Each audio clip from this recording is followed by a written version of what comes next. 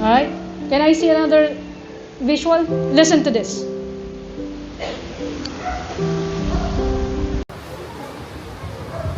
In 1 week, Australia will become the first country in the world to ban under 16s from having social media accounts.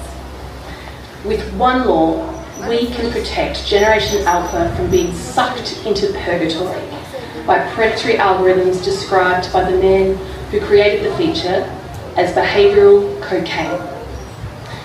Through one reform, more kids will have their time back to learn an instrument or a language, or walk their dog, or master a torpedo punt, or the perfect log pass. Teenage addiction was not a bug, it was a design feature. And on 10 December, there are going to be withdrawal symptoms. Teenagers will be upset, some will fight to get back on, some will manage to find their way around the tech and keep their accounts. But I truly believe the short-term discomfort will be worth the long-term benefits. Siya ang Minister of Health in Australia. Why? The world is deteriorating. Sabi nga ni Rizal, ang kabataan ang pag-asa ng bayan. Hindi na po totoo yan. Sa panahon niya, kapag ito ay nagpatuloy, may pag-asa pa ang ating kabayan sa ating mga kabataan sa pamamagitan natin. Tama po ba? So, and aside from that, show me the other visual. Denmark is also passing a law banning kids under 15 from social media. Means, pag wala kang social media, wala kang gadgets, hindi ka makakapag-social media. Paano kaya gawing batas dito yan? No? Kaya sabi noon, hindi lang natin intindihan kasi English naka-nosebleed. Sabi niya, it's a short-term discomfort, but it is a long-term benefit. Balik natin. Ibalik natin ang disiplina.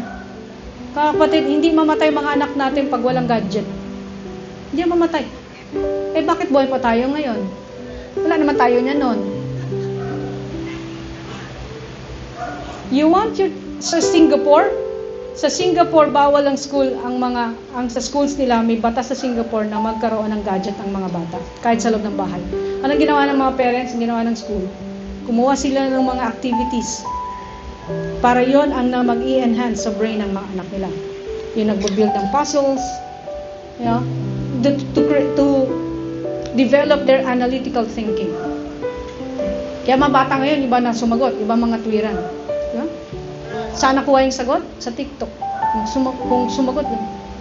Ano pa? Anong nakukuha ng mga anak natin? Sa social media. Sabi ko, Lord, wala naman sa amin ito ha. In Jesus' name, di ko pa yung tulutan, di ko papayagan. Ma-offend na kayo mga kapatid. But it's not my intention for you to be offended. What? Ano yon? 2 years old pa lang. Lalaki. Galing na anak ko.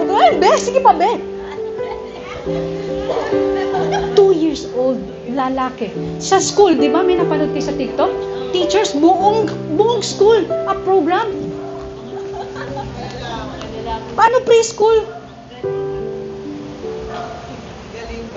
That's what the social media, it corrupts the morality of our children.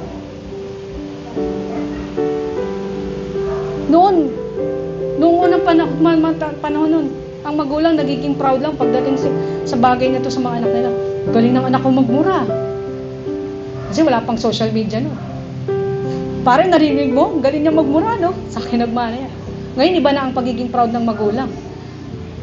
Parang galing mo, tingin mo anak ko, galing, magbabiral yan. Sige anak.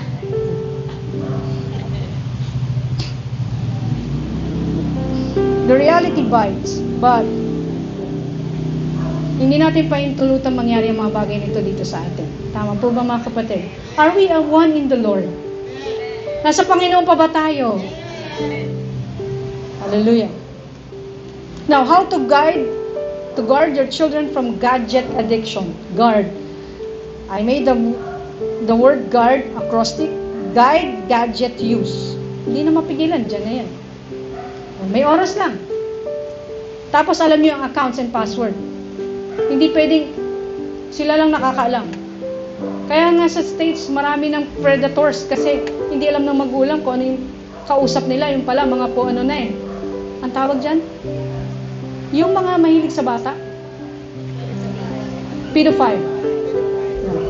Oh, by the way, parents, I know it is our pride that we are proud of our children. But I strongly suggest and nakikiusap ako mga kapatid. Stop, but still your decision and your choice. Stop posting anything about your children on all social media. Stop it now. Why? There's going to happen in 2027. It's starting now in 2025. You have to shut down all the photos of your children in videos. Don't ever do it. Kasama to sa series ng lesson. May mangyayari sa 2027 for the preparation of 2030 because they started to plan the 2020 to 2030 how to control the world. They started from pandemic. After 2025, that's another pandemic coming, and it will begin a full blast on 2027. And I will discuss this as a warning sa ating lahat. Would you like to know that, church? So don't miss the Sunday. So pakiusap mga kapatid, stop posting your children on social media. That is not of the Lord. Nakakaturuan mo lang yung Ezra, but it's up to you. As the Lord convicts you and convince you, I just pray. Guard, letter G, guide gadget use. You use parental controls. Di ba doon sa social media, meron namang parental controls yan. Tama? Okay. A, allow real physical activities. Isang oras lang sa isang araw. Hindi naman sa pagsabado, walang pasok. Buong araw na lang siya dyan. Hindi pa rin. They need movement. Okay? R, restrict screen time. And you check what they are watching, looking. Ano yung mga don't create a personal account of your children on social media, mga kapatid. Bakit naman may sarili pa silang account? Okay, bahala kayo. Decision nyo yan. D, last. Develop discipline and healthy habits. Ang bata ngayon, pagkagising pa lang, nahanap na cellphone, gadget. Correct? Pagka sa kasama natin, ano nangyayari? Para manahimik, tumahimik ka dyan, may kausap ako. Mami, lobot na! Wala nang battery. May kausap ka pa. Napaka-importante nung deal na yun. Hindi mo naman makurot kasi, babe, sandali lang, babe. Baby, sandali lang. Kasi may kausap pa si mami, ha? Anak, sandali. May kausap si dad. Haya! Kausabi ko sa inyo. Nagkakasala ako talaga sa Diyos pag nakakita ko naman ganun. Nakakagigil. Okay? Natatawa lang tayo. Okay, we will stop here. Next week. How gadget affects adults. Next week. Amen. Hallelujah. Lord, we thank you. We give you the praise. We give you the honor for this. Lord, salamat sa mga revelations mo na binigay mo sa amin. That we apply it into our minds, into our beings. We give you the honor. Emmanuel. Shall we all say this together? My mind is renewed. My life is transformed. Lord, say it, Lord, you need me.